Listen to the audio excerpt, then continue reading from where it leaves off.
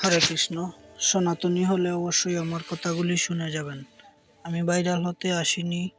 যদি একটি মানুষেরও উপকার হয় তাহলে আমার এই কষ্ট সার্থক হবে। আজ একটি গোপন বিষয় নিয়ে আলোচনা করব। হরে কৃষ্ণ। গোপনে ভণ্ডামি বা পাপ করছেন, ভাবছেন কেউ দেখেনি, সবাইকে ধোঁকা দিয়ে খুব খুশি। সাবধান, আদি বেদ বলছে আপনি কিন্তু একা ছিলেন না, সেই অন্ধকার ঘরে অন্য কেউ উপস্থিত ছিল।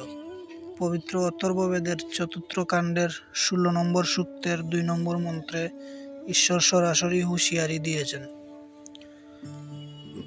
ওম যস্তিষ্ঠতি চরতি ইয়স্য বঞ্চিত ইউনিলায়ং চরতি ইয়স্য প্রত্যক্ষমম দবু সংনিষিদ্ধ যন্ত্রতন্ত্রয়ে রাজা তদেদ বর্ণস্তৃতীয়। অনুবাদ: কোনো মানুষ যখন দাঁড়িয়ে থাকে, হেঁটে চলে, কাউকে ফাঁকি দেয়, ভণ্ডামি করে, গোপনে লুকিয়ে কোনো কাজ করে, কিংবা চোরের মতো লুকিয়ে বেড়ায়, এমনকি দুজন মানুষ গোপনে বসে যখন কোনো কুপরিকল্পনা বা ভণ্ডামির আলোচনা করে, রাজা বরুণদেব পরমেশ্বর সেখানে তৃতীয় ব্যক্তি হিসেবে উপস্থিত থেকে তার সব কিছুই জেনে যান। হরে কৃষ্ণ।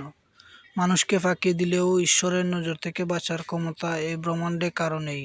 একবার নিজেকে প্রশ্ন করুন, এই লোক দেখানো ভণ্ডামির শেষ পরিণত কি? ভিডিওটি শেয়ার করে সত্য ছড়াতে সাহায্য করুন। হরে কৃষ্ণ।